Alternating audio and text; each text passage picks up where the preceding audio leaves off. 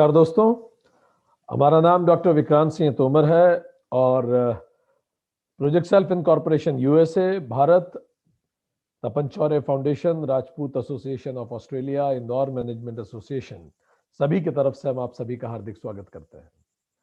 हम लोग भगवत गीता सीरीज के 16वें अध्याय की आज शुरुआत करने जा रहे हैं और ये हमारा 33वां सेशन है। दोस्तों, अभी तक गीता अपने 15 अध्याय को कवर हम लोग कर चुके हैं गीता के। अगर हम गीता को एक वृहद रूप में देखें तो जैसा हमने पिछली बार बात किया था, चैप्टर 1 से 6 तक ये त्वम पद है, व्यक्ति के बारे में, इंडिविजुअल के बारे में। चैप्टर 7 से 12 तत्पद है, उस ईश्वर के बारे में। 1 से 6 जीव के बारे में, 7 से 12 ईश्वर के बारे में। 13 से 18 80 पद है, कनेक्शन के बारे में। तत् त्वम असि जो आधारभूत वेदांतिक वाक्य है, ये बताता है कि कैसे एक व्यक्ति, 13 से 18 अध्याय जो है, कैसे एक व्यक्ति टोटैलिटी से कनेक्ट कर सकता है, उस समग्र से मिल सकता है, एकाकार हो सकता है। जीव ईश्वरम ऐक्यम। तो उसी सीरीज में हम 16वां अध्याय पढ़ने जा रहे हैं 80 पद में। 16वां अध्याय कैसे बिल्टअप हुआ, थोड़ा उस पर चर्चा करें। चैप्टर 7 में, यदि आपको याद हो, अन्यथा आप जरूर वो सेशन अटेंड कीजिए चैप्टर 7 का। ईश्वर और सृष्टि पे हमारी चर्चा हुई। गीता चैप्टर 7 सृष्टि प्रक्रिया पे बात हुई, इवोल्यूशन पे बात हुई, कैसे हम इवॉल्व हुए, कैसे पत्थर से प्लांट किंगडम, एनिमल किंगडम, फिर human kingdom. This is how we evolved. हम विकास प्रक्रिया में कैसे बढ़ते हैं, कैसे हम इवॉल्व होते हैं, इस पे चर्चा हुई। चैप्टर 9 में हमारी चर्चा हुई, 2 प्रकार के मनुष्यों का जिक्र आया। श्लोक 12, 13 और 14 चैप्टर 9 में याद कीजिए।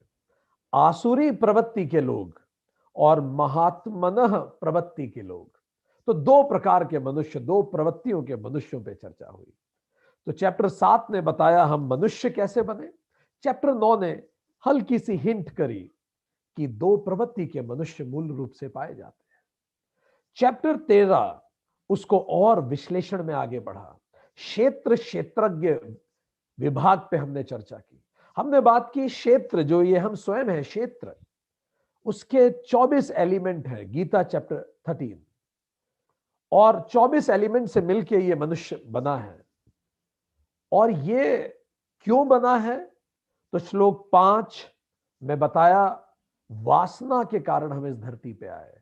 हमारी हिडन डिजायर्स, हमारी अतृप्त इच्छाएं हमें वापस लाई। और उसी चैप्टर में श्लोक 23 में बताया कि ये जो वासना है ये गुण सहित है, त्रिगुणमयी वासना है। श्लोक 29 और 31 ने यह बताया कि सारे कर्म वासना वश ही होते हैं। हम लगते हैं कि हम स्वतंत्र कर्म कर रहे हैं, पर हमसे कई बार हमारी वासनाएं उन कर्मों को करवा लेती है। चैप्टर 13 श्लोक 29 और 31। फिर चैप्टर 14 में इसको और बिल्ट किया कि जहां चैप्टर 13 ने क्षेत्रज्ञ पे बात की, चैप्टर 14 ने उस क्षेत्र को इलॉबरेट किया। क्षेत्र मतलब हम स्वयं। वासना को समझाने का प्रयास किया, सत्व, रजस और तम गुण के बारे में। चैप्टर 14 पूरा जिससे ये व्यक्तित्व बना। तो चैप्टर 13 में क्षेत्रज्ञ पे बात हुई, चैप्टर 14 ने क्षेत्र पे बात की, जीव पे बात की। चैप्टर 15 ईश्वर पे बात की, क्षेत्रज्ञ पे चर्चा हुई। तो अब एक एक टॉपिक लेके भगवान उसको इलॉबरेट कर रहे हैं। चैप्टर 15 जो हमने पहले बात की थी पिछले सेशन में ही, उसका श्लोक 5 याद कीजिए। परम पद किसे प्राप्त होता है, श्लोक 5 चैप्टर 15। तो भगवान ने कुछ क्वालिटीज बताई थी कि क्या क्वालिटीज होनी चाहिए कि परम पद मिलता है व्यक्ति को। अब चैप्टर 16 उसी का इलॉबरेशन है, जिसका नींव चैप्टर 15 में ही रख दी गई थी। ये जो इवॉल्व्ड ह्यूमन बीइंग है, ये जो ह्यूमन बीइंग अपनी इवोल्यूशन की साइकिल में सबसे ऊपर है, ये जो चैप्टर 9 ने कहा आसुरी और महात्मना दो प्रकार के हैं। चैप्टर 13 ने बोला कि ये जो जीव और परमात्मा है। चैप्टर 14 ने बोला ये जीव में वासना है जो सत्व रज और तम गुण की है। चैप्टर 15 ने बताया कि परमात्मा किस प्रकार है और वो जीव उस परमात्मा से एकाकार हो सकता है। तो कैसे हुआ जाता है? चैप्टर 15 ने बताया कुछ क्वालिटीज होती हैं और उन्हीं क्वालिटीज को अब चैप्टर 16 इलॉबरेट करेगा। कैसे, क्या अपने अंदर वो क्वालिटीज डेवलप की जाए जिसके कारण इंसान उस परम पद को प्राप्त कर सके। सत रज तम गुण के मिलने से दो तरह के व्यक्तित्व बने। कुछ दैवीय व्यक्तित्व हैं, कुछ आसुरी प्रवृत्ति के व्यक्तित्व हैं। तो सत्व रज और तमगुण जब आपस में मिलते हैं तो अलग अलग कॉम्बिनेशन के व्यक्ति बनते हैं। हमने इस पे काफी चर्चा की है पिछले अध्यायों में। तो मूल रूप से इनको दो ब्रैकेट में डिवाइड किया जा सकता है, दैवीय प्रवृत्ति के लोग और आसुरी प्रवृत्ति के लोग। तो प्रकृति इस तरह के दो व्यक्तित्वों की रचना करती है। यही प्रस्तावना है चैप्टर 16 की। इन व्यक्तित्वों पे चर्चा करेंगे। बहुत खूबसूरत ये चैप्टर है, बहुत सिखाने वाला है जैसे बाकी चैप्टर सिखाते हैं। श्लोक 1 से 3 तक दैवीय व्यक्तित्व का कथन है, दैवीय संपदा का कथन है। श्लोक 4 और 5 में आसुरी संपदा के बारे में बात होगी और उसके क्या फल हैं उसको भी छुआ जाएगा। श्लोक 6 से 20 तक आसुरी संपदा के लक्षण क्या हैं और जिनमें आसुरी संपदा होती है उनकी अधोगति कैसे होती है उस पर चर्चा होगी। श्लोक 21 में एक इंटरेस्टिंग चीज आएगी, नर्क का द्वार, द हाईवे टू हेल, उस पर भी चर्चा होगी। नर्क का द्वार पे चर्चा होगी। श्लोक 22 से 24 शास्त्र के विरुद्ध आचरण करने वालों को त्याग देना चाहिए और शास्त्र के अनुकूल आचरण करने की प्रेरणा लेनी चाहिए, इस विषय पे बात होगी। तो इस तरह से ये चैप्टर डिवाइडेड है। तो चलिए पूरे मन से भगवान ने क्या कहा इस चैप्टर में सुनने की शुरुआत करते हैं। थोड़ा कुछ बेसिक्स पहले समझ लें। ये जो बार बार हमने कहा दैवीय संपदा, आसुरी संपदा, ये संपदा क्या है? तो बहुत सिंपल समझे, क्वालिटीज ऑफ आवर माइंड। जैसा कहा जाता है mind in its own place can convert hell out of heaven and heaven out of hell. मस्तिष्क या हमारा दिमाग उसी जगह होते हुए स्वर्ग को भी नर्क बना सकता है और नर्क को भी स्वर्ग बना सकता है। आपने स्वर्ग जैसे घरों में दुखी लोगों को देखा है और आपने झोपड़ियों में रहने वाले सुखी लोगों को भी देखा है, वो तो ये बनाता है। तो संपदा क्या है? क्वालिटीज ऑफ माइंड, हमारे मन की प्रवृत्तियां हैं। तो दो तरह की प्रवृत्ति है मन में। कितने प्रकार की प्रवृत्ति है? तो दो प्रकार की है मेजरली, डिवाइन और डेविलिश, दैवीय और आसुरी। याद कीजिए जब हमने भगवत गीता शुरू की थी बहुत सारे सप्ताह पहले, चैप्टर 1 और चैप्टर 2 फिर से पढ़िए, सुनिए भगवत गीता का चैप्टर 1 और चैप्टर 2। उसमें बताया गया पांडव और कौरव कौन है। तो पांडव दैवीय संपदा है। हमारे मन में जो पांडव हैं वो दैवीय संपदा के लोग हैं, वो विचार हैं। पांडव विचार जो है हमारे मन के, वो दैवीय संपदा है। पर हमारा मन खराब भी सोचता है कई बार, तो हमारे मन में ही कौरव भी बसते हैं, वो आसुरी संपदा है। तो हमारे अंदर दोनों फोर्सेस हैं, devil and divine. Let's talk about it, how they interplay and how do they influence अस। ये किस आधार पे बटे? क्या आधार है कहने का कि ये गुण आसुरी है और ये गुण दैवीय है? क्या आधार हो सकता है? जरा सोचिए। एक ही तो आधार हो सकता है, लक्ष्य के आधार पर। लक्ष्य क्या है? मोक्ष, स्व आत्मानुभूति। I should realise my self, my whole potential I should realise. So हर वो गुण जो मुझे लक्ष्य की तरफ लेके जाएगा दैवीय गुण है, और हर वो प्रवृत्ति या गुण या दुर्गुण जो मुझे लक्ष्य से दूर लेके जाएगा वो आसुरी प्रवृत्ति है। तो डेफिनेशंस बिल्कुल क्लियर कर ले। किस आधार पे डिवाइड किया? लक्ष्य के आधार पे। इंसान के जीवन का लक्ष्य क्या है? और अधिक जानना हो वेदांत सीरीज का 2nd सेशन अटेंड कीजिए, पुरुषार्थ। जो आपको लक्ष्य की तरफ ले जाए, टूवर्ड्स द ऑब्जेक्टिव्स, वो दैवीय प्रवृत्ति है, दैवीय संपदा है। And anything which takes us away from the objectives of our life, वो आसुरी प्रवृत्ति है। ठीक, तो what is the big picture? तो इसको कैसे देखें? इसको ऐसे देखें इस चैप्टर को, जो हमारी वासना है, मूल प्रवृत्ति है, मूल प्रकृति है, वो त्रिगुणमयी है। हम पढ़ आए हैं, सत्व, रजस और तम है। इनके विशिष्ट संयोजन से मन की प्रवृत्तियां बनती हैं।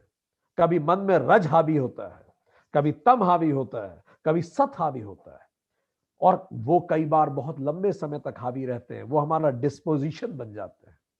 और इन्हीं मन की प्रवृत्तियों से दो तरह की वैल्यूज निकलती हैं, दैवीय और आसुरी। दैवीय मतलब in line with, in sync with objectives. आसुरी मतलब non aligned with, not in sync with our objectives of life. What is the objective of life? Freedom. Freedom from all fear. Freedom from all pain. Absolute happiness. Constant. Ever. स्वात्मानुभूति। दैवीय प्रवृत्ति generates Punyam. जब आप दैवीय प्रवृत्ति से कर्म करते हैं तो पुण्य होते हैं, पुण्य क्रिएट होते हैं। आसुरी प्रवृत्ति से पाप क्रिएट होते हैं। पुण्य क्या है? Invisible impact of our good deeds, हमारे अच्छे कर्मों के अदृश्य प्रभाव। पाप क्या है? हमारे आसुरी कर्मों के अदृश्य प्रभाव। दोनों हम पे पड़ते हैं। ठीक, so just to conclude, good deeds takes towards objectives of liberation, हमारी यात्रा को छोटा करते हैं, मोक्ष दिलाते हैं। बैड डीड्स, आसुरी प्रवृत्ति, takes us away from the objectives, यात्रा को लंबा करते हैं, हमें बांधते हैं बंधनों में। सो ये उसकी भूमिका है। अब हम एग्जैक्ट गीता के श्लोक से शुरुआत करते हैं, जहां भगवान बोलना शुरू करते हैं। 26 दैवीय संपदा के बारे में बताया गया। 26 पर्सनालिटी ट्रेट्स, वैल्यूज, वर्च्यूज, गुण जो माने आप। फाइन, 26 वैल्यूज जो हमें सेल्फ रियलाइजेशन की तरफ लेके जाती है। बस इनको अपने अंदर इंस्टॉल कीजिए और आप बिल्कुल सही हैं, आप बिल्कुल हाईवे पे हैं सेल्फ रियलाइजेशन के। श्लोक 1 से 3 में ही 26 वैल्यूज के बारे में बता दिया गया। पहली वैल्यू, पहली संपदा, अभयम। श्लोक 1 चैप्टर 16, अभयम। हमें लगता है कि यह वास्तव में बिगेस्ट वर्च्यू है। शास्त्र बनाए ही इसी लिए गए हैं। शास्त्र शब्द का अर्थ ही यह है जो हमें भय से मुक्ति दे, त्रय करे, हमें सुरक्षा दे भय से। सो जो हमें अभय कर दे, यह सबसे बड़ी वर्च्यू है, क्योंकि अभय होना सरल नहीं होता। अज्ञान क्या है? स्वयं के वास्तविक रूप को ना पहचान पाना। जब मैं खुद को वास्तविक रूप में नहीं पहचानता तो मुझे डर लगता है, मुझे भय लगता है। तो भय कैसे पैदा होता है? अज्ञान से। क्यों? मैं खुद को सीमित समझता हूं, मैं खुद को ये व्यक्ति समझता हूं, मैं खुद को लिमिटेड समझता हूं। अगर मैं एक व्यक्ति हूं तो कोई व्यक्ति दूसरा भी है, तो उस व्यक्ति से मैं कंपैरिजन करता हूं खुद को, तो मुझे दुख होता है कई बार, और कई बार मुझे खुशी होती है। कई बार उस दूसरे के पास कुछ है तो मुझे जेलसी हो जाती है, मुझे फियर होने लगता है, मुझे इनसिक्योरिटी होने लगती है, मुझे एंजाइटी होने लगती है। ये सब क्यों पैदा होते हैं? क्योंकि मेरी लिमिटेड आइडेंटिटी है। अज्ञान से मैं खुद को वो व्यक्ति मानता हूं जो व्यक्ति मैं कांच में देखता हूं खुद को। इसीलिए मैं डरा हुआ रहता हूं, मेरी नौकरी ना चली जाए, मेरे रिश्ते ना टूट जाए। कितने डर होते हैं, बहुत सारे डर होते हैं। ठीक, और डरा हुआ व्यक्ति कभी भी धार्मिक नहीं हो सकता, वो अधार्मिक ही होगा। क्योंकि डरा हुआ व्यक्ति बहुत कस के पकड़ता है चीजों को बचने के लिए, वो रिश्तों को सफोकेट कर देगा, वो करप्शन करेगा। वो जो भी डरा हुआ व्यक्ति है वो कभी धार्मिक नहीं हो सकता, किसी भी रिश्ते में इनसिक्योर रहेगा वो। सो डरा हुआ व्यक्ति डराता भी है फिर दूसरों को। भगवत गीता में भगवान ने पहले ही कहा, मेरा भक्त वही है जो ना डरता है ना डराता है।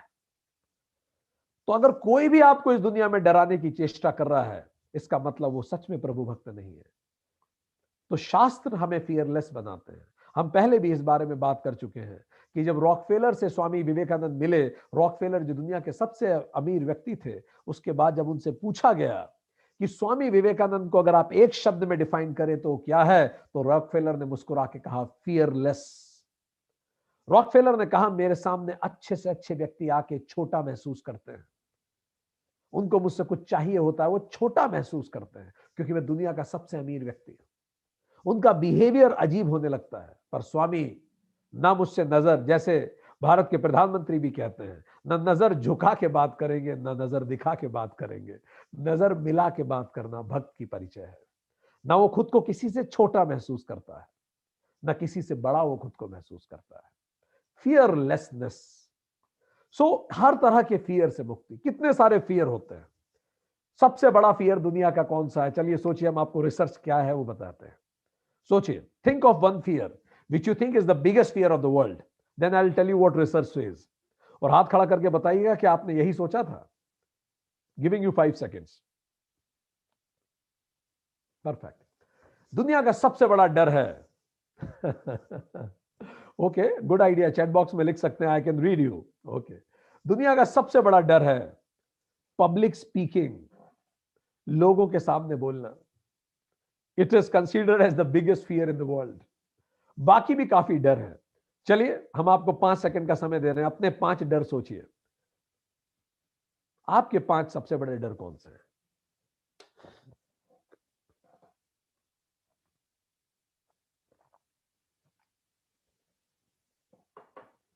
कागज पेन हो तो बाद में लिख भी लीजिएगा, ठीक। अगर आपने सोच लिए हो तो अब हम आपको दुनिया के सबसे बड़े डर बताने वाले हैं। Height, fear of height. ऊंचाई से लोगों को डर लगता है, ठीक है। इंसेक्ट, बग, उससे डर लगता है। किसी को कॉकरोच से, चूहे से, पता नहीं किस किस से, ठीक।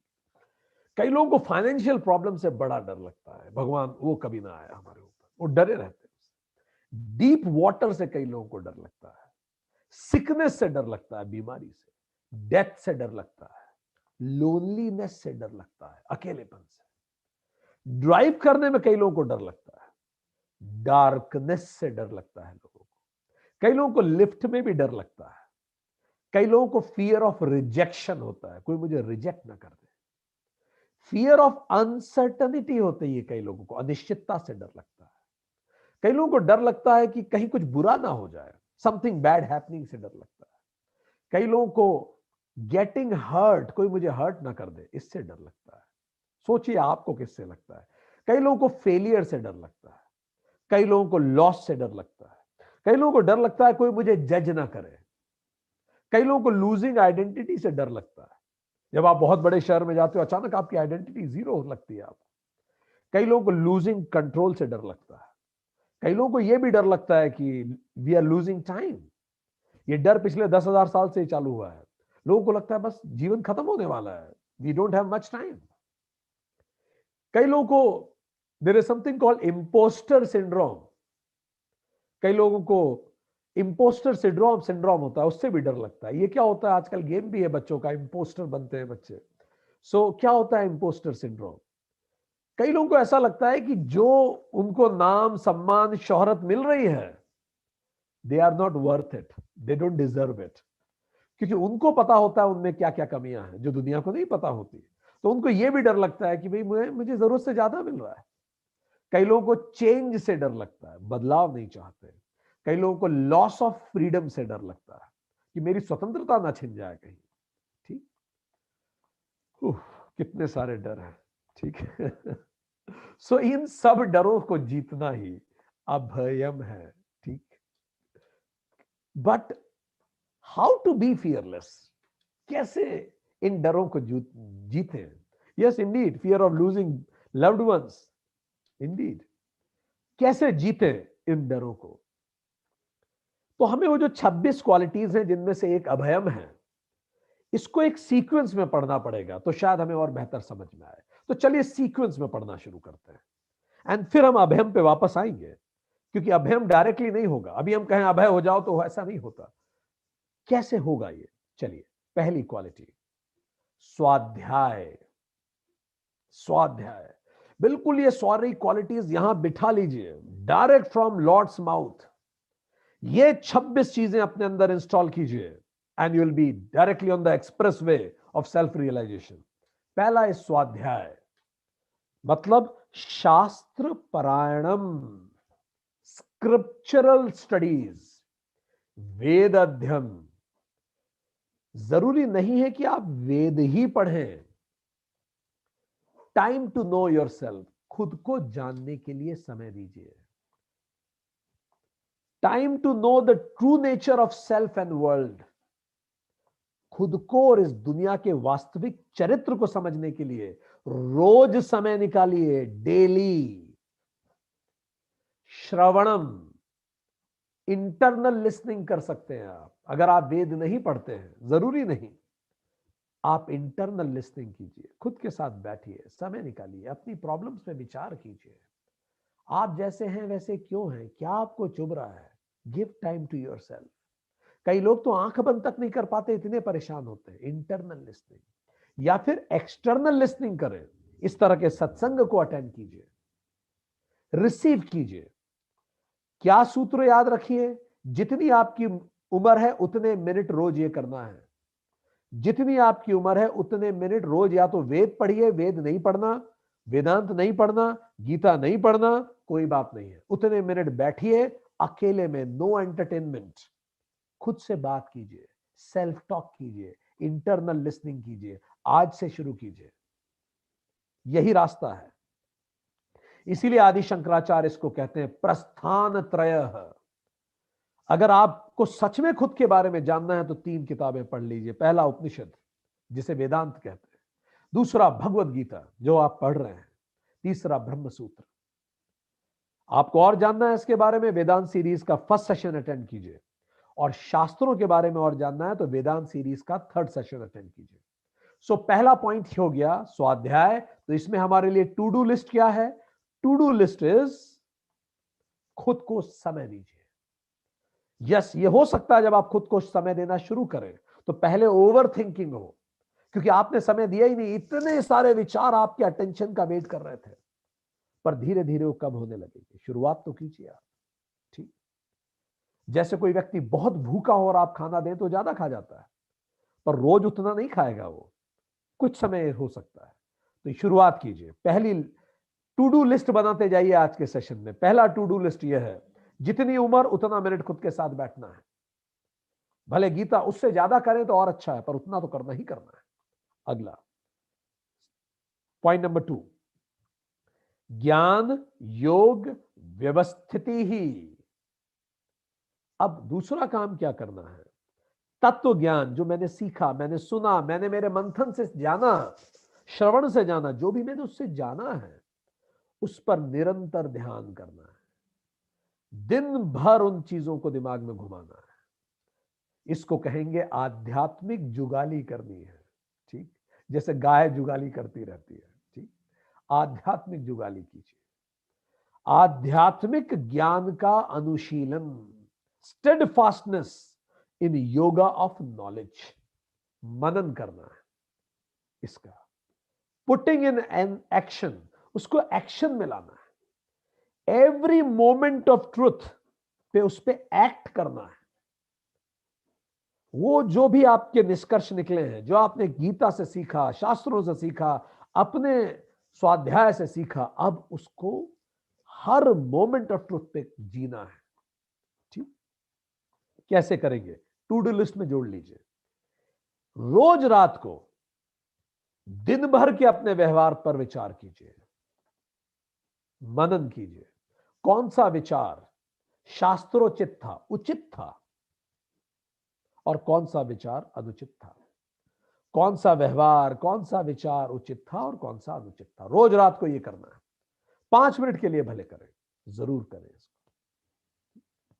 दूसरा, अल्प विराम लें दिन भर में 4 बार, 9 बजे, 12 बजे, 3 बजे, 6 बजे। अल्प विराम का मतलब दिन भर की भागा दौड़ी में भी 10 सेकंड के लिए रुकिए, आंख बंद करके अपने ऑफिस में बैठिए, अपने काम में बैठिए, कहीं भी किचन में बैठिए, और खुद से पूछिए कहीं मैंने कोई शब्द, कोई व्यवहार अनुचित तो नहीं किया। बार बार खुद से पूछते रहिए। ठीक, उचित अनुचित क्या है वो अभी हम और आगे आपको सेशन में और जानकारी मिलेगी। कहीं कुछ गलत तो नहीं कर रहा मैं, ठीक। तीसरी टू डू लिस्ट, रोज उम्र के बराबर मेडिटेट कीजिए। अगर आप 30 साल के हैं तो 30 मिनट डेली मेडिटेशन, आने वाले 40 दिन तक लगातार, ठीक। तब उसके बाद आपकी आदत हो जाएगी, ठीक। फिर आप छोड़ भी नहीं पाएंगे। 40 दिन तक लगातार आपकी उम्र के बराबर समय मेडिटेट कीजिए। किस पे मेडिटेट करना है? अपने आचरण पे मेडिटेट कीजिए कि अगर मुझे ये क्वालिटी डालनी थी तो मैंने कब कब इन क्वालिटीज के विरुद्ध व्यवहार किया, मुझे क्या व्यवहार करना चाहिए था, मुझे क्या बोलना चाहिए था, मुझे कैसे करना चाहिए था। इस पे विचार कीजिए आधे घंटे तक, अपने आप को विजुलाइज कीजिए वो व्यवहार करते हुए, ठीक। आप देखेंगे आपके व्यवहार में परिवर्तन आना चालू होगा। आई कैन गारंटी दैट, अगर आप इसको गंभीरता से करते हैं बहुत गहरा असर होता है इसका, ठीक। चलिए आगे बात करें। जब ये दो क्वालिटीज हुई, तीसरा, जब ये होगा तो वही डेवलप होगी। वही मींस शास्त्र विरुद्ध आचरण में लज्जा। अब क्या होगा, जैसे ही आप गलत आचरण करेंगे आपको एक गहरी शर्म अंदर से आएगी। कोई टोकेगा नहीं आपको, आपको खुद को लगेगा यार क्या है, इतना पढ़ने के बाद भी तुम वैसे के वैसे ही हो, उल्टे घड़े। आपको शर्म आने लगेगी। इसको बोलते हैं वी। जैसे ही आप में एंजाइटी होगी, अचानक आप खुद को याद दिलाओगे इतना गीता पढ़ के भी एंजाइटी हो रही है, शर्म करो थोड़ी, ठीक। तो आप एकदम से खुद को करेक्ट करोगे। जैसे ही आपको तेज गुस्सा आएगा, अचानक आप खुद को याद दिलाओगे। सो इसको कहते हैं वी, शास्त्र विरुद्ध आचरण में लज्जा। आपको अंदर से शर्म आएगी। इस इवोल्यूशन के 4 स्टेजेस होंगे, हम आपको बता रहे हैं ऐसे ही होता है, 4 स्टेजेस में होता है। स्टेज 4 क्या होती है? हम कैसा भी आचरण करें हमें बाद में भी समझ में नहीं आता। ऐसे बहुत सारे लोग हैं वो कैसा भी आचरण कर ले उन्हें कोई गिल्ट नहीं होता, कोई उन्हें शर्म नहीं आती, कभी नहीं आती। ये स्टेज 4 पे हैं लोग, कोई बात नहीं। स्टेज 3 क्या है? जब आप ऐसा करेंगे तो वो ऐसा नहीं होगा कि ये करने से, मेडिटेशन करने से आचरण आपका रुक जाएगा एकदम से, नहीं, ऐसा नहीं होगा। हाँ, आप स्टेज 3 में पहुंच जाएंगे। उस आचरण के बाद आपको समझ में आएगा अरे यार फिर वही गलती करी, फिर वैसा ही बिहेवियर करा, नॉट गुड। आपको बाद में रियलाइजेशन होगा। जब ये होने लगे, याद कीजिए, हाथ खड़ा करके खुद बताइए आप में से कितने लोगों के साथ ऐसा होता है, गुस्सा करने के बाद लगता है यार क्यों किया मैंने गुस्सा, कोई चीज के बाद फिर मुझे रियलाइज होता है। तो ये होता है स्टेज 3। फिर धीरे धीरे जब आप इसको रिपीट करेंगे, जब यही शुरू के 2 स्टेप्स रिपीट करेंगे, तो फिर स्टेज 3 आएगी आपकी। आप उस समय पैरेलली देख पाएंगे कि ये देखो अब तुम गुस्सा करना शुरू कर रहे हो, ये देखो अभी एंजाइटी आई। अब तुम फोन लगाने से रोक थोड़ी पाओगे खुद को, देखो अब तुम्हारा हाथ जा रहा है फोन की तरफ। तुमने प्रण लिया था कि अब उसे फोन नहीं लगाओगे, तो भी अब तुम जाओगे, उसका ऐसे हाथ जाएगा, मोबाइल उठाएगा। आप उस समय भी समझ रहे हो कि इट इज यूजलेस जो मैं कर रहा हूं, but still you can't help it. Fine, this is stage 2। आप उस समय भी खुद को देख पाओगे ये जो मेरा व्यवहार है ये गलत है, और आप देख रहे होगे व्यवहार करते समय उस समय लाइव। इसके बाद लेवल 1 आएगा। आप पहले ही अलर्ट हो जाओगे, आपको समझ में आ जाएगा देखो अब ये परिस्थितियां बन रही हैं, इससे पहले कि अपन टेम्पर लूज करें, लेट्स कंट्रोल सेल्फ।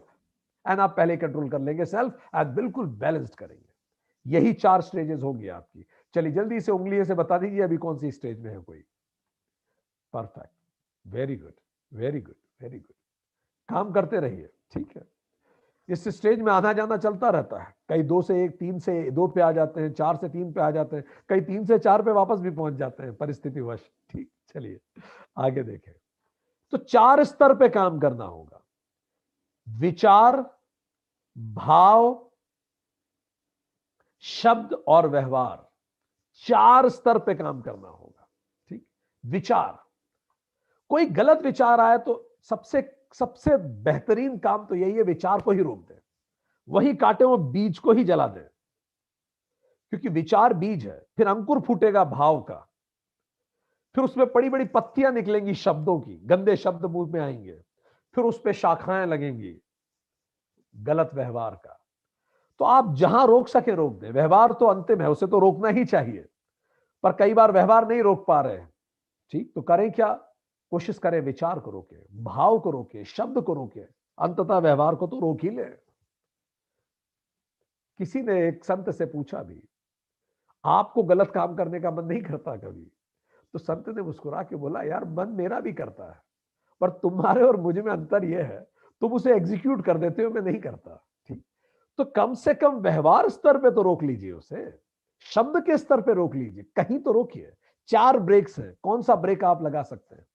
सबसे बेहतरीन ब्रेक है विचार, सबसे सरल है, ठीक, क्योंकि व्यवहार पे आते आते तो इतना फलित हो चुका होता है कि उसको रोकने में बहुत ताकत लगती है। भाव के स्तर पे रोक लीजिए, फीलिंग्स, शब्दों को रोकिए, नहीं तो व्यवहार को रोकिए। तो इस तरह से आप देखें कि आप किस तरह से किस स्तर पे रोक पाते हैं। तो 4 स्तर हैं इवोल्यूशन के। एक में आपको बाद में भी समझ में नहीं आता, स्टेप 3 में बाद में समझ में आता है, स्टेप 3 में जब वो आप कर रहे होते हैं, स्टेप 2 में जब आप वो कर रहे होते हैं, पैरेलली आपको समझ में आता है ये मैं गलत कर रहा हूं, ये मैं गलत कर रहा हूं, मुझे नहीं करना चाहिए, स्टिल यू डू इट। जैसे दुर्योधन कहता है, मुझे पता है मैं गलत हूं, फिर भी मैं युद्ध कर रहा हूं। ठीक, चलिए, so this is how we do, this is third quality that we need to install. शर्म आना चालू हो जानी चाहिए अंदर से ही, कोई दूसरा शर्मिंदा करने की जरूरत ही ना हो। फोर्थ क्वालिटी जो हमें खुद में इंस्टॉल करनी है, ये सब सिंक है, सीक्वेंस में आएंगी। पवित्रता, शौचम। शौचम भगवान कहते हैं। शौच 2 तरह का, आंतरिक और बाहरी। आंतरिक शौच का मतलब क्या हुआ? आंतरिक शुद्धता। आंतरिक शुद्धता का मतलब क्या हुआ? अंतःकरण की शुद्धता। अंतःकरण की शुद्धता का मतलब क्या हुआ? मन, बुद्धि, चित्त और अहंकार की शुद्धता। मन की शुद्धता का क्या मतलब? अशुद्ध भाव ना आना, कोई भी भाव जो उचित ना हो नहीं आने दीजिए, ये मन की शुद्धता हो रहा, मन निर्मल हो रहा है। किसी के बारे में मन में खराब विचार आया, एकदम से तौबा कीजिए, भगवान माफ करो, गलत सोचा। बुद्धि की शुद्धता, विचार गलत नहीं हो। चित्त की शुद्धता, कोई पुरानी खराब यादों को खोद खोद के मत निकालिए। कई लोगों को they become sadist in that, वो एक पुरानी ऐसी याद जो दर्द देगी, आपको पता है। आप एक व्यक्ति से आपका बुरा झगड़ा हो गया है, उस व्यक्ति ने आपको मेल लिखा है, आपको पता है वो मेल में आपके स्तुति गान नहीं लिखा होगा उसने, पक्की बात है। अगर बहुत बुरा झगड़ा हो चुका है और उसने आपको मेल लिखा है और बिल्कुल आप लोगों की राइवलरी है, ये निश्चित बात है वो आपका स्तुति गान नहीं करेगा। पर इतनी एंग्जाइटी होती है उस मेल को खोल के देखने की कि पढ़े क्या लिखा है, फिर खराब पढ़ते हैं और फिर मन खराब होता है। चित्त, ऐसी कोई खराब चीजों को मैं ना कुरे दूं पास्ट से जो मुझे परेशान करे। अहंकार, उसको निर्मल करें। तो ये है आंतरिक शुद्धता, सब धीरे धीरे निर्मल होता है। आप बस इसको ध्यान में रखें कि मुझे निर्मल करना है। निर्मल, मल, खराब, अशुद्धि हटा दें, अंतःकरण की शुद्धि। कैसे करते हैं? रोज सुबह उठ के जब आप प्रार्थना करें, टू डू लिस्ट में जोड़ लीजिए। हम आपको बहुत सारी टू डू लिस्ट दे रहे हैं, सब एक साथ मत कीजिएगा, उनमें से कुछ पिक कर लीजिएगा, ठीक है? चलिए, और सब कर ले तो अच्छा है, पर अवश्य आप देख लीजिए, यू कैन प्रायोरिटाइज। रोज सुबह प्रार्थना के बाद जब भी आप भगवान नहा लें, पूजा कर रहे हो, ये बोलिए, जिस भी व्यक्ति से आपका सबसे ज्यादा तनाव है, जिससे आपका झगड़ा चल रहा है, जिस व्यक्ति ने आपसे पैसे लिए आपको लौटाए नहीं है, जिसने आपको धोखा दिया है, जिस व्यक्ति ने आपके साथ बुरा किया है, जो आपके साथ पॉलिटिक्स करता है, जो आपके साथ खराब व्यवहार करता है, उस व्यक्ति का चेहरा अपनी आंखों के सामने लाइए जस्ट पूजा के बाद, और ये बोलिए जो हम कह रहे हैं, हे परमात्मा, तू खराब व्यक्ति पैदा नहीं करता। हो सकता है उस व्यक्ति के जीवन के कुछ ऐसे अनुभव रहे हो, या उन अनुभवों को देखने का उसका तरीका ऐसा रहा हो, जिसने वो बना दिया उसे जो वो है। वो भी मेरी ही तरह अपने जीवन में सुखों की तलाश कर रहा है और दुखों को दूर करने का प्रयास कर रहा है। हे प्रभु, उसके जीवन में कोई भी कष्ट हो तो उसके कष्टों का निवारण करना, ब्लेसिंग्स दीजिए उन्हें। Do it for 90 days and see the miracle happening. जादू होगा। Few days back one person told me, उस व्यक्ति का कहीं ट्रांसफर होने वाला था, बॉस से पटती नहीं थी, उसने ये करना चालू किया, बॉस ने उसको उसका फेवरेबल ट्रांसफर दिया जबकि पटती नहीं थी। ये बहुत गहरा असर होता है एनर्जी फील्ड का। Try it. ठीक, खुद के लिए भी निर्मल करना है, खुद के लिए भी निर्मल करना है। और खुद के लिए निर्मल कैसे करना है? वो जो आदि शंकराचार्य का आत्म अष्टकम है, उसमें गीता में पहले बात हो चुकी है, उसको पढ़िए। ना मैं बुद्धि हूं, ना मैं चित्त हूं, ना मैं अहंकार हूं, मैं वही शिवोहम शिवोहम, उसको रोज पढ़ें। ये दो चीजें करने से आपको जरूर शुद्धता महसूस होगी, यू विल फील गुड। बाहरी शौचम कैसे होता है? शारीरिक, प्रॉपर नहाइए, स्नान कीजिए, शौच कीजिए, स्वास्थ्य का ध्यान रखिए, आहार का ध्यान रखिए। और बाहरी सामाजिक भी होता है। सो चौथा quality that we need to install is shaucham. अब आइए पांचवी। अब जब ये चार क्वालिटीज हमारे अंदर आ जाती हैं, अब क्या होता है? तो चलिए वो आंतरिक शौचम पे थोड़ी चर्चा करते हैं। हमारे अंदर क्या क्या होने लगता है, इससे नींव बन जाती है इन चार क्वालिटीज से। इससे पांचवी क्वालिटी हमारे अंदर पैदा होना शुरू होती है। श्लोक में बताते हैं भगवान, आर्जवम, आर्जवम, अंतःकरण की सरलता। आप बहुत सरल होते हैं। आर्जवम शब्द संस्कृत की ऋजु धातु से बना है। ऋजु मतलब स्ट्रेट लाइन, सीधी रेखा, स्ट्रेट फॉरवर्डनेस। आपका दिमाग गलत सही दिशा में नहीं चलता, you become straight forward, confuse नहीं रहते आप। आर्जव शब्द से ही अर्जुन बना है, ऐसा व्यक्ति जो कभी कंफ्यूज ना हो, और अर्जुन ही सबसे ज्यादा कंफ्यूज हो गया अंततः। ठीक, इसलिए कृष्ण उन्हें मिले। तो व्हाट इज दिस? ईमानदारी। स्ट्रेट फॉरवर्डनेस मींस ईमानदार होना। ईमानदार का क्या मतलब? किसी के प्रति ऐसे भाव, विचार, शब्द या व्यवहार न रखें जो आपको खुद के प्रति पसंद ना हो। I will repeat it. आर्जवम मतलब किसी के प्रति ऐसे भाव, विचार, शब्द या व्यवहार ना रखें जो आपको खुद के लिए अच्छे नहीं रखते हो। यही धर्म है। धर्म को और जानना है, गीता सेशन 3 अटेंड कीजिए। ठीक, और खुद के प्रति भी ऐसे भाव ना रखें जिसकी आप दूसरों को सलाह ना देते हो। कई बार इंसान खुद के प्रति बहुत जटिल होता है, खुद के प्रति अन्याय करता है, दूसरों को उस विपरीत परिस्थितियों में अच्छी राय देगा पर खुद को ही जज करने लगेगा। तो अगली क्वालिटी हमें खुद में जनरेट करनी है, आर्जवम। आर्जवम, ईमानदारी। किसी के भी प्रति मैं ऐसा व्यवहार नहीं करूंगा, व्यवहार, शब्द, विचार नहीं बोलूंगा जो मुझे कान में सुनने में अच्छे नहीं लगते। तो जब भी मुंह से कुछ भी बोलिए, किसी भी कारण से बोलिए, ये सोचिए क्या मुझे अच्छा लगेगा कोई मुझे ऐसा कहेगा? कहीं मैं उसकी गरिमा को तो ठेस नहीं पहुंचा रहा। किसी ने गलती की है, डांटना बिल्कुल सही है, पर डांटने और डांटने का तरीका होता है। आप उसकी व्यक्ति की गरिमा को ठेस नहीं पहुंचाएंगे। भारत का संविधान भी कहता है आप व्यक्ति की गरिमा को ठेस नहीं पहुंचा सकते, सजा दीजिए उसे, पर शब्दों का चयन ध्यान रखिए। छठी क्वालिटी, तपह, तपस्या। तप मतलब तापना, जलाना। इसका अर्थ क्या हुआ? स्वधर्म पालन के लिए कष्ट सहने को तत्पर, इसको तप कहते हैं। जो भी लक्ष्य मैंने बनाया है, जो भी मेरा स्वधर्म है, उसके लिए मैं किसी भी प्रकार के कष्ट सहने को तैयार हूं। I am ready for everything. स्वलक्ष्य की प्राप्ति के लिए मैं कोई सा भी कष्ट सह लूंगा, इसको तप कहते हैं। ठीक, पीड़ा सहने को मैं तैयार हूं, जैसे भारत के स्वतंत्रता संग्रामियों ने कहा।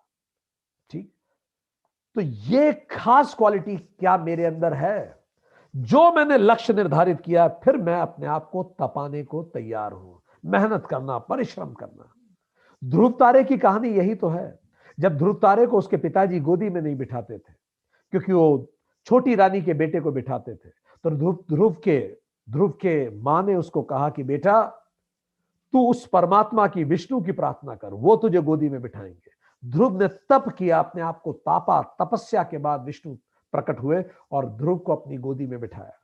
वही मैथोलॉजी कहती है, ध्रुव तारा जो आसमान में ध्रुव है, अटल है, वो इस बात का प्रतीक है कि जिसने भी तप किया है, रहती दुनिया तक लोगों ने उसे याद रखा है। तब कीजिए।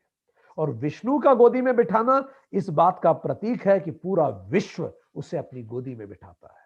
ये जितने लोगों को आप देखते हैं अपने आसपास, सो कॉल्ड सेलिब्रिटीज आप इन्हें कहते हैं, या जो रियल सेलिब्रिटीज ऑफ लाइफ भी हैं, एक गहन तप होता है उनके पीछे। एक छोटा सा बच्चा एक म्यूजिशियन के पास पहुंचा, म्यूजिशियन कुछ बजा रहा था, बच्चा दौड़ के उसके पास गया, जैसे ही उसने बजाना बंद किया, आंखों में आंसू भर के, और बोला, आप कितना सुंदर बजाते हैं, मैं रो रहा था आपका सुनते सुनते गाना, म्यूजिक, क्या आप मुझे सिखा सकते हैं? मैं अपना पूरा जीवन दे सकता हूं इस तरह के गाने के लिए जैसा आप बजाते हैं, इस तरह के म्यूजिक को सीखने के लिए। म्यूजिशियन ने मुस्कुरा के उसके सर पे हाथ फेर के बोला, बेटा मैंने दिया है, मैंने जीवन दिया है। There can not be any greatness without तप। तो कोई शॉर्टकट नहीं है।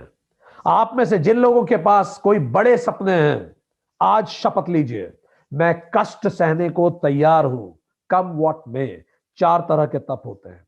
वाचिक तप, शब्दों का संतुलन, अब टू डू लिस्ट में जोड़ लीजिए, शुरू कीजिए कल से, सप्ताह में एक एक दिन एक एक तप कीजिए, ठीक, मजा आएगा। मंडे कीजिए वाचिक तप। वाचिक तप क्या है? एक भी शब्द अनुचित नहीं बोलूंगा दिन भर, सवाल ही नहीं उठता, करिए, मजा आएगा। जब ऑफिस जाएंगे, कोई कुछ करेगा और आप एकदम से वाचिक तप में होंगे तो मुट्ठी भींच के रह जाएंगे, पीड़ा होगी आपको। यही तो तप है कि मैंने कुछ नहीं बोला, अपशब्द नहीं बोलना है, ठीक। सजा देना अलग विषय है, न्याय करना अलग विषय है, शब्द बहुत संतुलित बोलिए, वाचिक तप हो गया। ट्यूसडे शारीरिक तप कर लीजिए, हनुमान जी का दिन है, व्रत कर लीजिए, खाना मत खाइए, एक वक्त का खाना छोड़ दीजिए, ब्रेकफास्ट छोड़ दीजिए, कुछ तो छोड़िए। ये हो गया शारीरिक तप, पीड़ा होनी चाहिए उसमें, ठीक। तप, इससे आपकी इच्छा शक्ति मजबूत होती है। वेडनेसडे मानसिक तप कीजिए, ये और मजेदार तप होता है। दिन भर एक भी नेगेटिव विचार नहीं आने दूंगा, आने दूंगी किसी के भी प्रति, ना खुद के प्रति, ना दुनिया के प्रति, किसी के प्रति नहीं। कोई भी गलत विचार आज एंटरटेन नहीं है। वेडनेसडे, गणेश जी का दिन, ठीक है। थर्सडे आध्यात्मिक व्रत कीजिए, ठीक, सारी दुनिया से खुद को एकाकार मानिए, जिसको देखें अपना ही हिस्सा उसे मानिए, ब्लेसिंग्स दीजिए हर व्यक्ति को। इसको रिपीट कीजिए, मजेदार होगा, ठीक, करके देखिए। To do list. चलिए, अब अगली क्वालिटी पे हम बढ़ते हैं। तो हमने ये देखा कि किस तरह से तप से अब 7th क्वालिटी जनरेट होगी। तप से जनरेट होगा तेज। अरे जो तप करते हैं उनके चेहरे का तेज दिखता है साहब। आप जिस भी व्यक्ति जो तपस्वी होता है, किसी भी तरह का उसने तप किया हो, लता मंगेशकर के गीत में आपको तेज दिखेगा, विराट कोहली की बैटिंग में आपको तेज दिखेगा, मार्टिन लूथर किंग के भाषण में आपको तेज दिखेगा। जिसने भी तप किया उसका तेज दमकता है, स्प्लेंडर। 7th क्वालिटी होनी चाहिए हमारे अंदर, स्प्लेंडर, पैशन, विगर, कुछ कर गुजरने की। कैसे पता पड़ेगा कि आप में पैशन है कि नहीं? बहुत सिंपल सी बात, जो भी आपके जीवन का लक्ष्य है, स्वतः बिना सोचे, सोते समय वही विचार आपके मन में आना चाहिए, अपने आप ही आएगा। वो आएगा ही अगर वो आपका लक्ष्य है सच में तो। और सुबह उठते ही अचानक वो विचार पहला विचार होता है। अगर ये है तो मान लीजिए आप में पैशन है, तेज है आप में। रगों में दौड़ते फिरने के हम नहीं कायल, जो आंख ही से न टपका तो फिर लहू क्या है। झलकना चाहिए आपकी बातों में, आपकी सोच में, आपके हाव भाव में। इस कदर जल्दी होती है पैशनेट लोगों को, जैसा शास्त्रों में कहते हैं, जैसे किसी के बाल में आग लगी हो, वो कितनी देर दौड़ के जाएगा पानी के लिए। ऐसे होते हैं पैशनेट लोग। भगवान बुद्ध इतने पैशनेट थे खुद को जानने के लिए, उनके सारे गुरु एक ही शिकायत करते, इस आदमी के पास बिल्कुल पेशेंस ही नहीं। बुद्ध क्या उन्हें बताते, इतने जन्मों पेशेंस रख लिया, अब और नहीं बचा। महात्मा गांधी, उनमें तेज दमकता था। अगस्त क्रांति मैदान से उन्होंने कहा 1942 भारत छोड़ो आंदोलन, कहते हैं मुझे स्वतंत्रता चाहिए कल सुबह तक। मानो अपने ब्रेकफास्ट का टाइम बता रहे हो अंग्रेजों को, और सुबह तक अंग्रेजों ने उन्हें गिरफ्तार कर लिया था। But the point here is, ऐसा तेज उनमें दमकता था, उनकी वाणी में तेज था, पूरा राष्ट्र खड़ा हो जाता था। ठीक, तेज का मतलब हर जगह हर समय अपना 100% देना। खेल रहा हूं तो बाकी सबसे सुध हट गई, पैशनेट हूं खेल में। पढ़ रहा हूं तो कोई होश ही नहीं, पैशनेट हूं पढ़ने में। काम कर रहा हूं तो पैशनेट उसमें, और सो रहा हूं तो उसमें भी जबरदस्त पैशनेट हूं। ठीक, जो कर रहा हूं बिल्कुल पैशन से कर रहा हूं। हम IIM बेंगलोर में देखते थे, IIM बेंगलोर में बोर्ड पे लिखा हुआ है, स्टूडेंट्स ने लिखा है, we study hard and we party harder, this is what is passion. ठीक, so bring for the passion. So to do list में क्या है? टू डू लिस्ट में यह है, हर समय हर जगह अपना 100% दीजिए। या तो कीजिए मत वो काम, कर रहे हो तो पूरे मन से करो, टाइम पास नहीं, वो पैशन नहीं होता।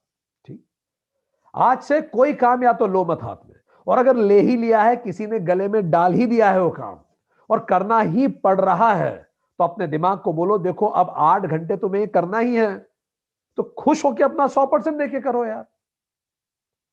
Clarity, that helps in developing passion, जिसको हम कहेंगे तेज।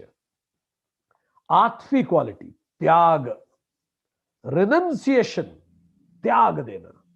यह 8वीं क्वालिटी, त्याग करना शुरू कीजिए। Renunciation of lower for the higher, किसी लेसर को छोड़िए, छोड़ना शुरू कीजिए। तेन त्यक्तेन भुंजिथा, जिसने छोड़ा उसी ने भोगा। ईशो उपनिषद, कितना सुंदर ये शब्द। ठीक, जो छोड़ता है वही तो भोग पाता है, वही आनंद ले पाता है। आप देख लीजिए, किसी के भी घर चले जाइए, वो जो छोटे छोटे बच्चे होते हैं ना, बेबीज, उनके बचपन को सारा घर एंजॉय करता है माता जी को छोड़ के। उसकी माता को उसकी पॉटी साफ करनी है, उसको नहलाना होता है, उसकी चिंता लगी रहती है, उसको दवाई देनी है, रात को सुसु कर देगा, सारे काम माँ पे पड़े होते हैं, और बाकी सब तो गाल पे हाथ फेर के मुस्कुरा के थोड़ी देर घुमा के खुश होके चल देते हैं। तेन त्यक्तेन भुंजिता, जिसने त्यागा है उसी ने भोगा है, जिसने पकड़ा है वो तो परेशान ही रहा है। Letting go, let it go, let it all go, सब जाने दीजिए, क्योंकि सब जाना ही है, आज नहीं तो कल। कई लेवल होते हैं त्याग के। पहला लेवल 1, वस्तु के त्याग से शुरू कीजिए। आज ही जाइए, अपनी वार्डरोब में जितने पुराने कपड़े हैं जो आप नहीं पहनते या आपकी पहनने की फ्रीक्वेंसी कम है, जाके बांट आइए। शुरुआत होगी, मेंटल आपके न्यूरॉन्स प्रोग्राम होने चालू होंगे त्याग के लिए। पकड़ आपकी कमजोर होना शुरू होगी, जो ऐसी कस के पकड़ है अपरिग्रह सिद्ध होना शुरू होगा। कंबल बांटिए, अभी इतनी ठंड है, कुछ भी दीजिए, something which you have, anything, जाइए और दीजिए लोगों को, जो भी जिसको भी उसकी नीड हो, और बिना ये सोचे कि वो उसका क्या करेगा, वो कहीं ये तो नहीं करे, वो अपना पक्ष नहीं है, अपना पक्ष है, अच्छे मन से दीजिए, बस खत्म कीजिए। ठीक, दूसरा व्यक्ति, लेवल 2, व्यक्ति को भी लेट इट गो, पकड़ के मत रखिए व्यक्ति को, पकड़ेंगे वो भागेगा, छोड़िए। भगवान बुद्ध ने, सिद्धार्थ ने जब उनका बेटा हुआ तो उसका नाम रखा, ही कंफ्यूज हो गए एकदम से कि एक तरफ तो मैं संन्यास लेने का सोच रहा हूं और दूसरी तरफ यहां परिवार भी बढ़ रहा है, उस बच्चे के लिए भी तो जिम्मेदारी होती है, यज्ञ है, ऋण है हमारे ऊपर, पितृ ऋण है, बच्चे को बड़ा करना, उसको वेदांत सीरीज में आप इसको पढ़ेंगे डिटेल में। तो बुद्ध ने अपने बेटे का नाम रखा राहुल। राहुल का मतलब होता है बंधन जो बांध ले। व्यक्तियों को भी छोड़िए, मतलब छोड़िए का मतलब घर छोड़ के मत चले जाइए, इसका तात्पर्य केवल इतना है, उस पकड़ को छोड़िए, उन्हें फ्रीडम दीजिए, सांस लेने दीजिए, लेट देम ब्रीथ, उन पे पकड़ कमजोर कीजिए अपनी। 3, लेवल 3, इच्छाओं को छोड़िए। कैसे होता है ना, आप कहीं घूमने जाइए, बहुत सुंदर चीज दिखती है, तो दूसरा विचार क्या आता है याद कीजिए, सुंदर कार, सुंदर फार्म हाउस, सुंदर मकान, सुंदर ड्रेस, सुंदर मोबाइल, कुछ भी सुंदर चीज दिखती है तो दो विचार होते हैं। पहला विचार कितनी सुंदर है ये, दूसरा विचार काश मेरे पास होती। ठीक, ये जो इच्छा है हम भी करेंगे, इसको छोड़िए। सब कुछ हर कोई करे जरूरी नहीं है, ठीक, कामना को छोड़ना शुरू कीजिए। बहुत सारी सुंदर चीजें इस दुनिया में, हर चीज अगर हम चाहेंगे तो बूढ़े हो जाएंगे भागते भागते और जिंदगी खत्म हो जाएगी। ठीक, लेवल 3।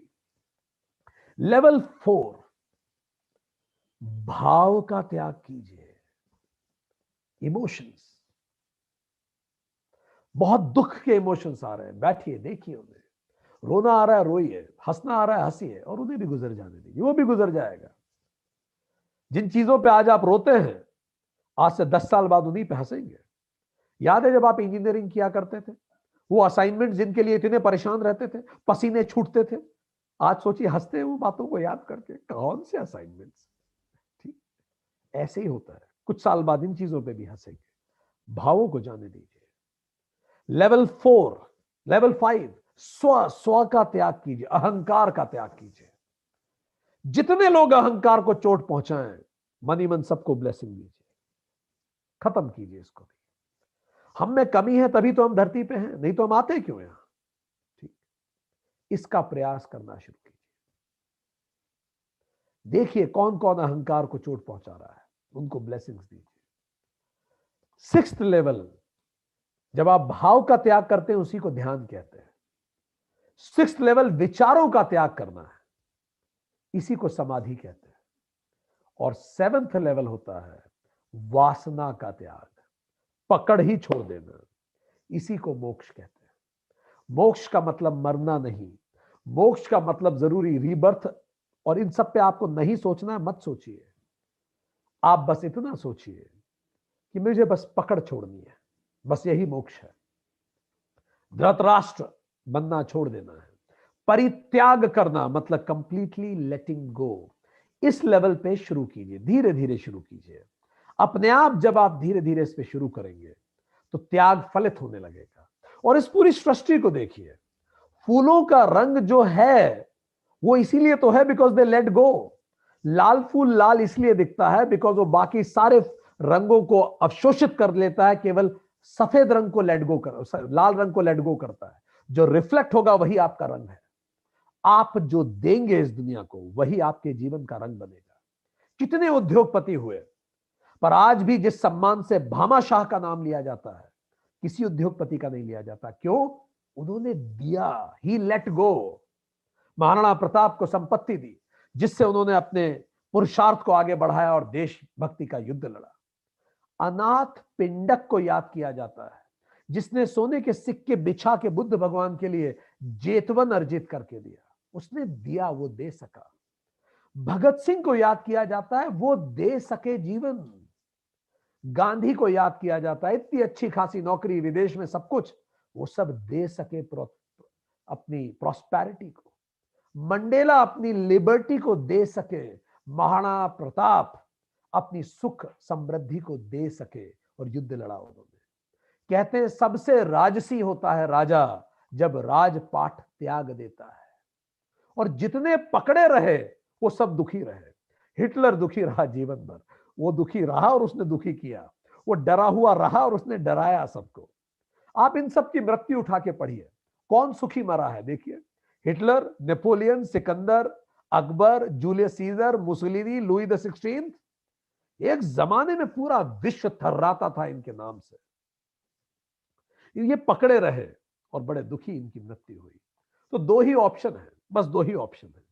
या तो आप छोड़ दें स्वेच्छा से और विक्टर कहलाएं, या फिर वो छूट ही जाएगा दर्द से और विक्टिम बनेंगे हम। सो इसीलिए हम छोड़ना शुरू करें। चलिए एक छोटा सा क्वेश्चन आपसे पूछें।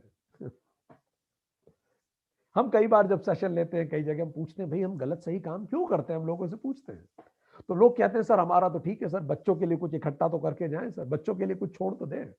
इसीलिए भी सर कई बार बच्चों के लिए करना पड़ता है सर, हमने बड़ा दुख का जीवन बिताया सर, बच्चों के लिए कुछ छोड़ के चले जाएं। तो हम सब लोगों से पूछते हैं, आपसे भी पूछ रहे हैं।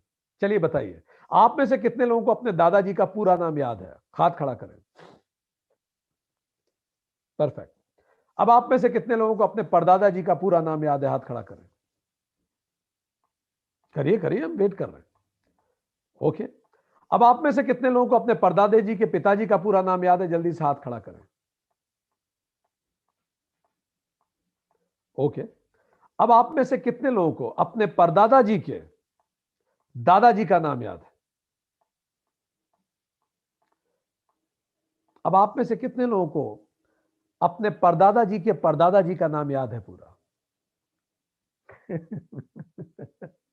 ये क्वेश्चन हमने अंडमान निकोबार आइलैंड में पोर्ट ब्लेयर में एक फौज के अधिकारियों से पूछा।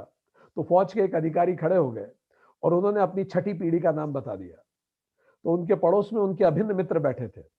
उन्होंने कहा सर हमें इसकी बात पे भरोसा करना पड़ेगा क्योंकि प्रूफ करने का कोई तरीका नहीं है, जो कह रहा है बस वही मानना पड़ेगा कि यही नाम होगा उनका। ठीक। अब आप एक चीज नोटिस कीजिए, बहुत गौर से सोचिए, हम में से अधिकतर लोगों को ज्यादा से ज्यादा अपने परदादा जी का नाम ढंग से याद है, दादाजी का नाम याद है, उससे ऊपर तो नाम भी याद नहीं है। चलिए हम में से सबको अपने दादाजी का नाम याद है। अब ये बताइए हम में से कितने लोगों को अपने दादाजी के नाम के अतिरिक्त उनके बारे में कुछ विशेष पता है? सोचिए जरा, कितना जानते हैं आप उनके बारे में, कितनी देर आप बात कर सकते हैं उनके बारे में, कितनी देर। और जो आप जानते हैं, अब ये भी सोचिएगा, जो आप जानते हैं वो आपने कागज पेन लेके दादी जी से पूछा था या बता दिया था किसी ने इसलिए आपको पता है? ये भी सोचिए। शायद आपको बता दिया इसलिए पता है, आपने रुचि लेके कागज पेन लेके नहीं बैठे कि मुझे बताइए मेरे दादाजी का जीवन कैसा था, उनका चरित्र कैसा था, उनका समय कैसा था, उनकी सोच क्या थी। हाँ, आपने रुचि नहीं ली। अब जरा सोचिए, इनकम टैक्स रिटर्न में जिस संपत्ति को आप अपनी पैतृक संपत्ति बताते हैं, वो अर्जित तो दादाजी ने ही की थी ना। उस जमीन का 1 बीघा का टुकड़ा बेचते समय क्या आप दादी के पास बैठ के पूछते हैं दादी ये बताइए ये जो 1 बीघा का टुकड़ा बेच के मैंने मेरी मकान का फर्स्ट फ्लोर बनाया है, इस जमीन को खरीदने के लिए दादाजी को कितनी रात जगना पड़ा था? क्योंकि वो तो अपने जीवन में संभ्रांत थे। उन्होंने मेरे लिए एक्स्ट्रा एफर्ट देके ये सब खरीदा है। कितनी रात लठ लेके उस जमीन पे खड़े रहे उसकी सुरक्षा के लिए। मुझे बताइए उनको क्या क्या तनाव थे? हम में से कोई नहीं पूछता। अब जरा सोचिए, अगर हमारी उम्र 40 साल है तो हम 8 जनरेशन पुराने लोग हैं। हर 5 साल में जनरेशन बदल रही है। और सोचिए दोस्तों, अगर 8 जनरेशन पुराने लोग अपने दादाजी में इंटरेस्टेड नहीं है तो 8 जनरेशन नए लोग अपने पिताजी में भी इंटरेस्टेड हो जाए ना, तो बहुत बड़ी क्रांति है। ठीक। चलिए अब दूसरे प्रश्न का उत्तर दीजिए। आप में से कितने लोगों ने भगत सिंह का नाम सुना है? और हम आपको बताएं, आप में से कई लोग भगत सिंह के बारे में अपने परदादा जी से ज्यादा जानते होंगे। आपने उसकी जीवनी पढ़ी है, जाना है। अब कितनी अजीब बात है, वो व्यक्ति भगत, आप पढ़े हैं आपने भगत सिंह के बारे में, भगत सिंह ने अपने जीवन में अपने परिवार के लिए कुछ नहीं कर पाए, देश पे ही बलिदान हो गए। कितनी अजीब विडंबना है। देखिए, एक व्यक्ति जिसने अपने जीवन में अपने परिवार के लिए कुछ नहीं किया, उसे इस देश का 130 करोड़ लोग और 30 करोड़ परिवार याद रखते हैं। और दूसरा व्यक्ति जो अपने परिवार के लिए करता करता मर ही गया, हमारे परदादा जी, उनको उनका परिवार स्वयं भूल जाता है। यही यथार्थ है। तेन त्यक्तेन भुंजिता।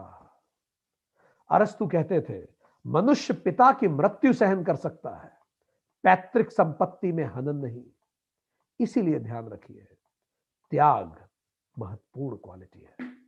शुरू करें, छोटा छोटा शुरू करें, आज से शपथ लें, कुछ भी करें, किसी वस्तु का, एक सिक्के का, किसी भी रूप में अपनी दिनचर्या का उसे हिस्सा बनाएं, महीने का टारगेट बनाएं।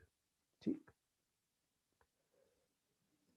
इस्लाम में भी कहा जाता है कि अपनी आय का एक हिस्सा आपको जरूर देना है। If I am not wrong, it is जकात, इट इज कॉल्ड।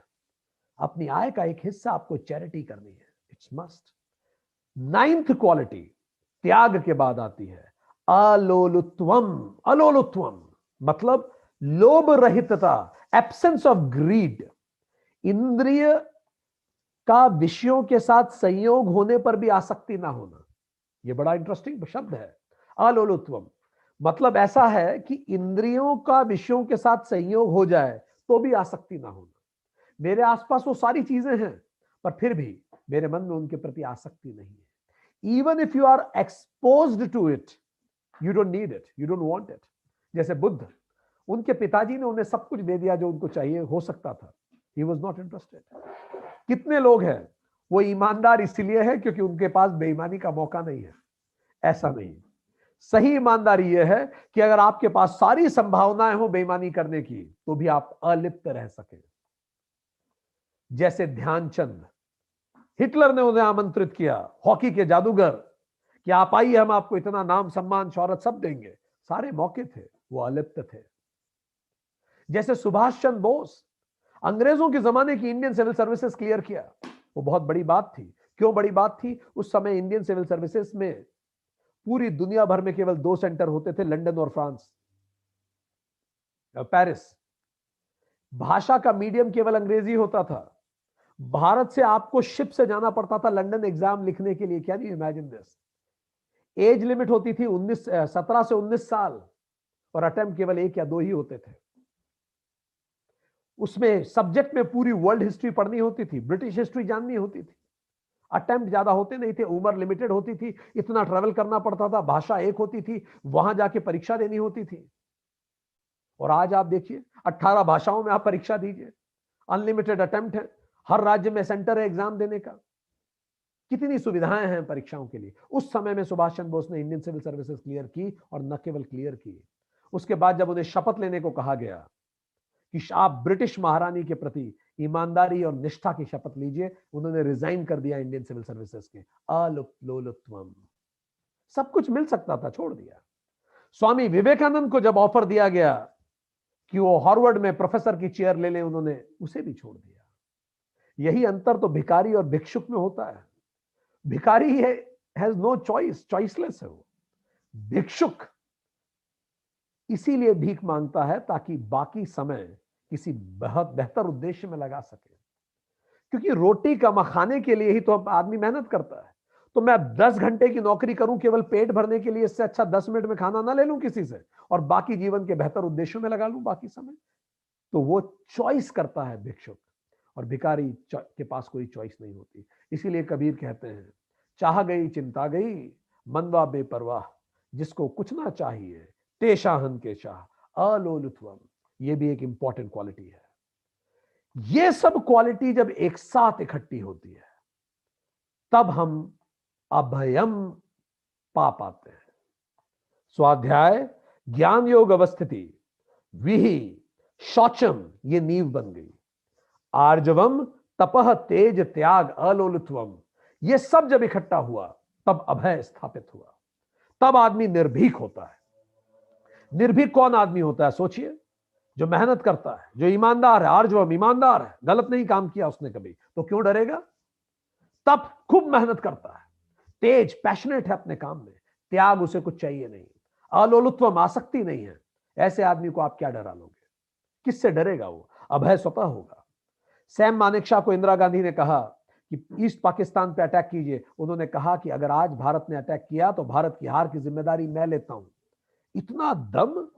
भारत की प्रधानमंत्री को भी, वो भी इंदिरा गांधी जैसी प्रधानमंत्री को, मानेकशॉ जी ने कहा अगर अटैक हुआ तो भारत हारेगा, मैं आपको बता दे रहा हूं। इतने गट्स होते हैं।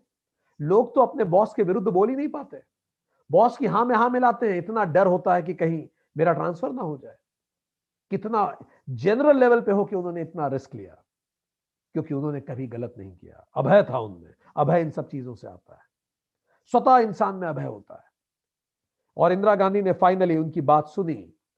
सैम मानेकशॉ बाद में कहते भी थे, वो पल जब मैं कह रहा था, इंदिरा गांधी का विरोध कर रहा था, मुझे पता था मुझे रिजाइन करना पड़ सकता है। उन्होंने इंदिरा गांधी को यह कहा भी था कि मैडम प्राइम मिनिस्टर, आप चाहें तो शाम तक मैं इस्तीफा दे सकता हूं, स्वास्थ्य आधारों पर इतना रिस्क लेने की क्षमता अभय ही कर सकता है। बाद में सैम मानेकशॉ फील्ड मार्शल बने, जो सर्वोच्च सम्मान है देश में, सैन्य सम्मान, फील्ड मार्शल। अभी तक केवल 3 फील्ड मार्शल बने। तो सैम मानेकशॉ अपनी स्पीच में बोलते भी हैं कि बड़ी महीन रेखा होती है। किस चीज? बड़ी महीन रेखा होती है इन गेटिंग कोर्ट मार्शल, उस दिन मेरी नौकरी चली जाती, और बीइंग अ फील्ड मार्शल। बड़ी महीन रेखा होती है गेटिंग कोर्ट मार्शल्ड और बीइंग अ फील्ड मार्शल, और वो रेखा होती है गट्स की, अभय की। जो उस पर चलता है वो नाम कमाता है। एक साइकोलॉजी में कंसेप्ट होता है ग्रुप थिंक। ग्रुप थिंक का मतलब, लोग मन से अपनी बात नहीं बोल पाते निर्भीक होकर, अभय होकर। क्यों? क्योंकि उन्हें लगता है अगर सारे के सारे लोग एक विषय पे सहमत हैं तो मैं कैसे इसका विरोध करूं। तो लोग अपनी जेन्युइन राय भी नहीं दे पाते। इसको बोलते हैं ग्रुप थिंक, कि लोग चाहते हैं कि जैसा सब सोच रहे हैं चलो हम भी हां बोल दें, भले हम कुछ भी सोच रहे हो। इरविन जेनिस नाम के एक व्यक्ति ने एक पुस्तक लिखी। उन्होंने बोला, मेरी जिंदगी की सबसे बड़ी भूल यह थी कि जब अमेरिका के राष्ट्रपति वियतनाम वॉर पर निर्णय ले रहे थे, मैं उस कमेटी में बैठा था जो ये निर्णय ले रही थी। मेरे मन में बार बार आ रहा था कि मैं राष्ट्रपति को रोकूं कि यह गलत निर्णय है, पर चूंकि सब हां कह रहे थे तो मुझ में हिम्मत ही नहीं हुई अपोज करने की। और बाद में अमेरिका की इतनी बेइज्जती हुई, अमेरिका के इतिहास का काला धब्बा बना वियतनाम वॉर, और उसने कहा मैं खुद को कभी नहीं माफ कर पाऊंगा कि मैं उस समय बोला क्यों नहीं, मैं डर गया।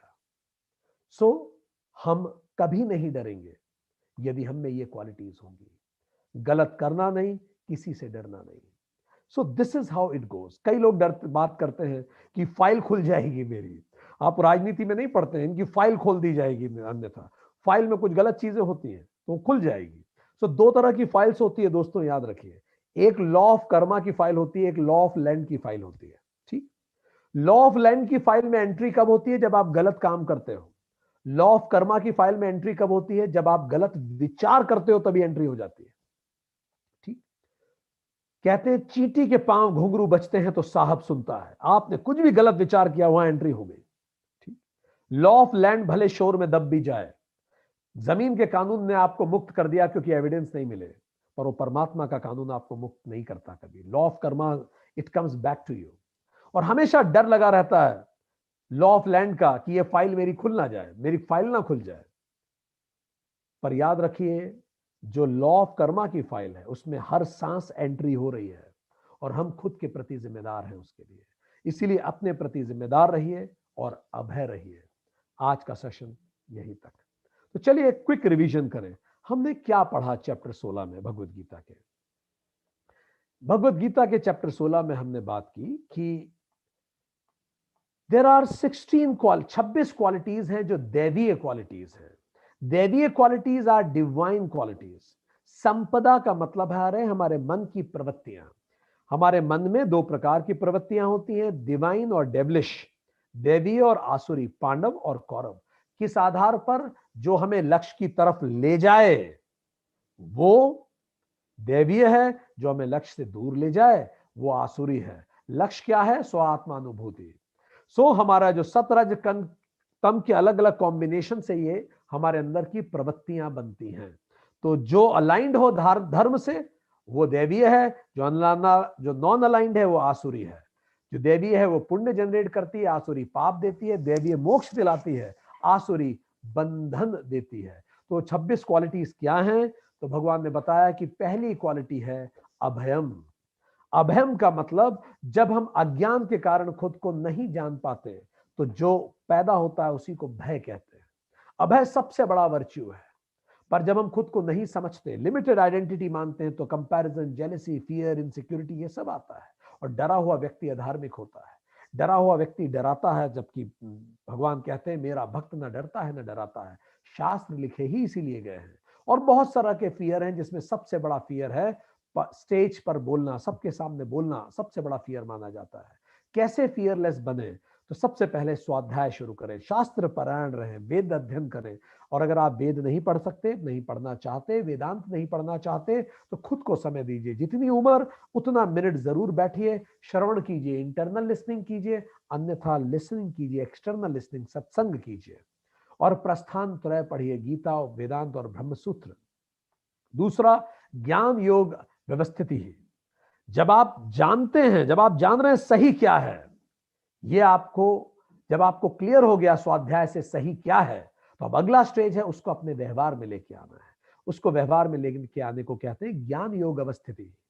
उसको हर मोमेंट ऑफ ट्रुथ में उसे जिए, उसको अनुशीलन कीजिए। रोज रात को सोचिए कि मेरे कौन कौन से विचार, व्यवहार, शब्द, आचरण शास्त्र उचित नहीं थे। अल्प विराम लें, 9, 12, 3, 6, रात को 9 बजे हर बार 10-10 मिनट देख के सोचिए कहीं मेरा व्यवहार गलत तो नहीं रहा, कुछ नीति विरुद्ध तो नहीं कर रहा। मेडिटेट कीजिए, 40 दिन तक लगातार आप मेडिटेट कीजिए। ये मेडिटेशन जब आप करेंगे तो आपके पास तीसरी क्वालिटी जनरेट होना चालू होगी, वही शास्त्र विरुद्ध आचरण में आपको लज्जा आएगी। आप गलत कर ही नहीं पाएंगे, आपको शर्म आएगी। और ये एवोल्यूशन 4 स्टेज में होगा। पहले बाद में भी समझ में नहीं आएगा, धीरे धीरे बाद में समझ में आएगा यार ये गलत किया है। धीरे धीरे स्टेज 2, गलत करते समय भी समझ में आएगा गलत शब्द बोल रहे हैं, गलत व्यवहार है। और स्टेज 1, पहले ही आप खुद को सुधार लेंगे। चारों स्तर पे आप काम करेंगे, विचार को रोकेंगे, भाव को रोकेंगे, शब्द को रोकेंगे, व्यवहार को रोकेंगे और उसको नियंत्रित करेंगे। इससे पवित्रता आएगी। शौचम, आंतरिक और बाहरी दोनों पवित्रता आएगी। आंतरिक पवित्रता, अंतःकरण की पवित्रता। मन, बुद्धि, चित्त, अहंकार निर्मल होने लगेंगे। मन में गलत विचार, भाव नहीं आने देंगे। बुद्धि में गलत विचार ना आने दें। चित्त को गलत चीजों को याद न करने दें। अहंकार को निर्मल करें। जब सब निर्मल होगा, शुद्ध होगा, अंतःकरण की शुद्धता होगी। रोज सुबह उठ के एक पॉजिटिव अफर्मेशन लीजिए कि परमात्मा जो मेरे प्रति बुरा भाव रखता है उसका भी कल्याण कर। धीरे धीरे आपके अंदर का मन निर्मल होने लगेगा। खुद को भी अप्रिशिएट कीजिए आत्मष्टकम से कि मैं चित्त, बुद्धि, मन, अहंकार नहीं हूं, मैं शिवोहम हूं। बाहरी पवित्रता लाइए, शौचम, शारीरिक से। आहार अच्छा लीजिए, स्वास्थ्य लीजिए, स्नान, शौच, ये सब कीजिए शारीरिक। और सामाजिक भी, उस पर अपन बाद में चर्चा करेंगे। तो पवित्रता लाइए। जब ये चारों चीजें हो जाएंगी, देखिए चारों चीजें कितनी वैज्ञानिक है। आपको पता है सही क्या है, आप उसको व्यवहार में लाते हैं, गलत करने में आपको लज्जा आती है और आप पवित्र आचरण करते हैं, शौचम रखते हैं। अपने आप आपकी नींव तैयार है। अब इस नींव पर इमारत कैसे बनेगी अभय की? तो पहला काम क्या करेंगे? आर्जवम, ईमानदारी। किसी के साथ ऐसा व्यवहार ना करूं जो खुद के साथ पसंद नहीं। तप करूंगा, तप मतलब तपस्या, पूरा 100% प्रयास करूंगा। स्वधर्म पालन के लिए कष्ट सहने को तैयार रहूंगा। वाचिक, शारीरिक, मानसिक और आध्यात्मिक तप करूंगा मैं। और उसके से तेज आएगा मेरे अंदर। जब मैं तप कर रहा हूं, मेहनत कर ही रहा हूं, काम कर रहा हूं, तो अपने आप तेज होगा। पैशनेट होंगे आप अपने काम के लिए, हर जगह अपना 100% देंगे जो भी आप कर रहे हैं। फिर आप त्याग के लिए तैयार है, रिनंसिएट करेंगे, 4-7 लेवल के त्याग करेंगे। वस्तु का, व्यक्ति का, इच्छा का, स्व का, भाव का, विचार का, वासना का, पकड़ को छोड़ेंगे। जब आप त्याग कर पाएंगे, तेन त्यक्तेन भुंजता, जिसने त्यागा है, इतिहास ने नाम तो उसी का दिया है, विज्ञान भी बताता है, जो त्यागता है उसी को याद किया जाता है। या तो तुम छोड़ दो या वो वैसे भी छूट ही जाएगा। इसीलिए हम हमारे दादाजी को, हम परदादा जी को नहीं, भगत सिंह को याद करते हैं। उन्होंने त्यागा था। अलोलुत्वम, लोभ रहितता। मुझे वैसा माहौल भी मिले तो भी मुझे कुछ नहीं चाहिए। ऐसा नहीं है कि मुझे मौका नहीं है इसलिए मैं कुछ नहीं ले रहा, मौका मिले तो भी मुझे कुछ नहीं चाहिए। अपने आप आपके चरित्र में एक नया तेज आएगा। जैसे बुद्ध, ध्यानचंद, सुभाष चंद्र बोस, विवेकानंद, इन सबके चरित्र में था अलोलुत्वम। जब इस तरह का आपका कंडक्ट होगा, क्यों डरेंगे आप? मैंने कुछ गलत किया ही नहीं। और जब आप गलत करेंगे नहीं तो आप डरेंगे क्यों? और आपकी जो फाइल है, जो परमात्मा के पास खुली हुई है, लॉ ऑफ कर्मा में, आपकी फाइल में आपको ग्रेड्स मिलेंगे, जिसको पुण्यम कहते हैं। जीवन खूबसूरत बनेगा, दिन खुशी से बीतेगा और रात को नींद चैन की आएगी। Thank you very much. नमस्कार।